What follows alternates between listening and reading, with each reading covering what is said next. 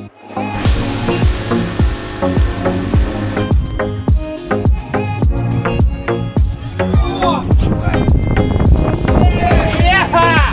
come to the back, Pete, watch it. Yes!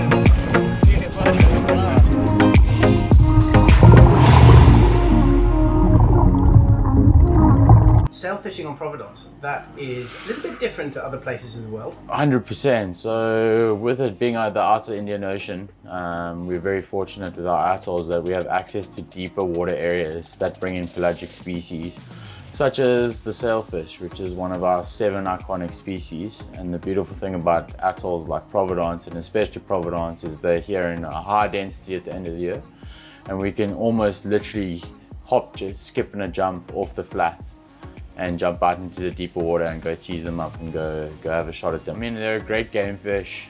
They've got all the attributes. They come in on the fly really hard. When you hook them, there's nothing quite like a searing first run.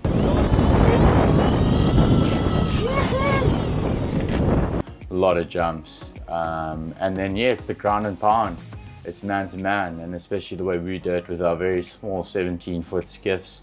One guide running the engine, or one guide running the teaser. Oftentimes a single corner, a lot of screaming and shouting and chaos and trying to control the boat. But when it all works out, it's a beautiful thing. So the season for the sailfish is generally October, November, simply because we have a migration of fish over the spring period that are moving from the warmer waters of the north, following the warm water down through the Mozambican Channel, down to the southern extents of Africa. We do have a couple residents that hang around in April and March, but there is nowhere near the consistency that we have in November. I'd say November is probably the month, late October, November. So generally with the sailfish, we try to keep it as simple as possible, and oftentimes we'll just use the GT sticks, so 12 weights. I mean, we've done it on 10 weights before, but we really don't like that. But if you're coming and you have sailfish in the mine, ideally a 14 weights, one of your larger arbor reels, simply because A, you need the drag, you need a lot of line, and B, you really need the winding power. You need the gear ratio to be able to get back all of that line. Oftentimes we find the GT reels, while being really big, just aren't quite big enough, kind of like me. So once we head offshore, what we do is we get the boat feng shui. Generally 2 clients are up, both of their sailfish flies, only about the head of the fly line, maybe just over the head, so like 30 to 35 for the line stripped. Again, it's not a long cast, and the whole name of the game is teasing that fish up. So we'll drop the teaser back. Ideally we get the bull up. It's a pretty obvious sight to see, and it's pretty darn cool watching that sailfish come up and bull it. And then what we'll do is we'll kill the engine, in the sense that we'll clip it out of gear. We'll tease that fish right onto the engine, and the aim of the game is teasing that fish onto the engine and timing your flies so that you cast beyond the fish. It's not a giant trevally. It's not a predatory species where it's going to chase down the fly.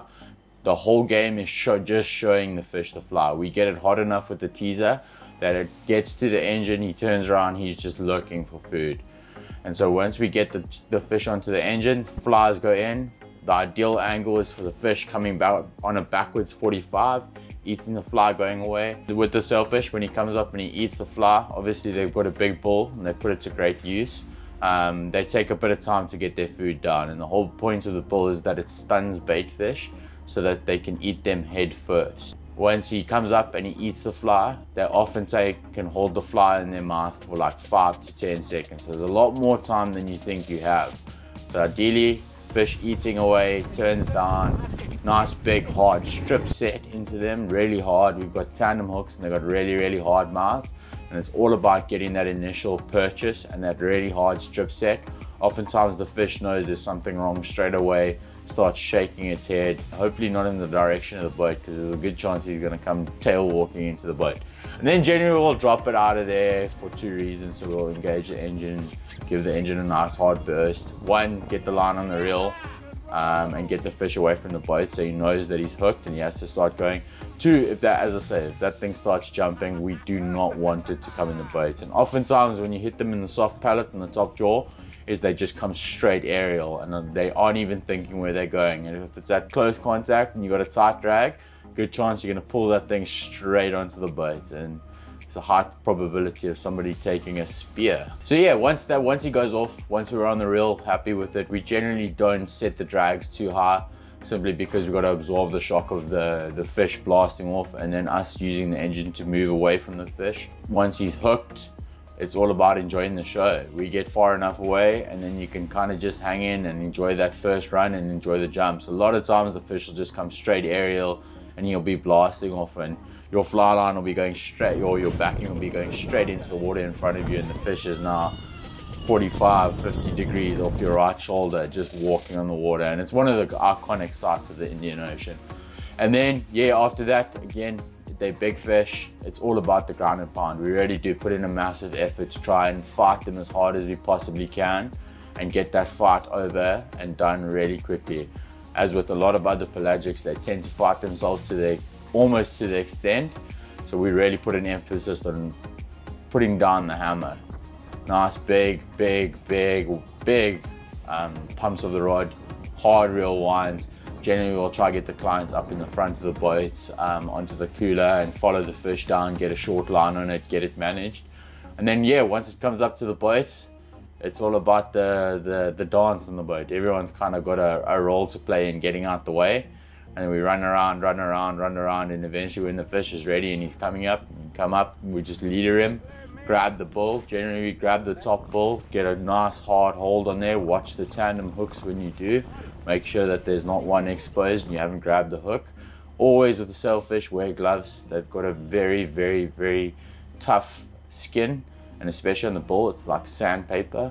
So if you grab it with no gloves and he starts biting and shaking his head, you'll tear your skin apart. And the problem with that is, being a guide, oftentimes it gets infected pretty darn quickly, and small problems become big problems out here. So yeah, when we boil them, again, it's just about controlling that fish, really kind of just getting a handle on it. And when you do boil them, try and keep them away from kicking too hard and ramming their bull into the fiberglass of the boat, because A, we don't want a hole in the boat, B, we don't want to leave the fish with the stub nose. So once you've got control, then it's all about the fish. Is keeping him in the water, keeping that bottom jaw open, making sure there's a lot of oxygen going in there. No lifting of the fish up out of the water with lifting his head up, nothing like that. Again, they're a fish of the ocean, so they're not designed to be pulled upwards with gravity. So we keep the head down, get the clients in there. They're often very awkward sailfish photos because we don't take them out the water, but we try our best to just get in there, keep that fish upright, hold the sail, hold him on the bull, make sure you've got control, hold the sail. And then the next step is then just about reviving that fish. They're a species that needs a lot of reviving. So we'll engage the gear, we'll have the client hold the fish, we'll go for sometimes up to 5, 10, 20 minutes going with the fish until we get strong bites on the hand, really strong bites. And once the fish is corrected and he's uprighted himself and he's starting to give big kicks, and then we'll give it a burst on the engine, and then everyone let go. It's an iconic experience of the Indian Ocean, and it's definitely something that we cater to, especially on our high water options, simply because there's not a lot of land mass on Prov. So if the sailie's up and doing their things, we'll commit good hours into them, because it can be an unbelievable experience. We've just had a client this week who managed to land his first sailfish after 6 trips of trying and having everything go wrong, and including breaking his rod in the fight, but he finally managed to do it.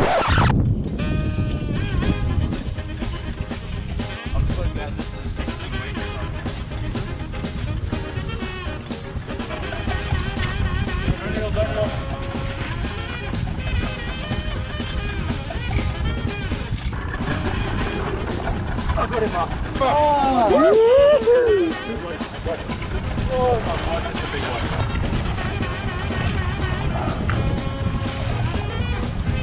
Yeah, he's off.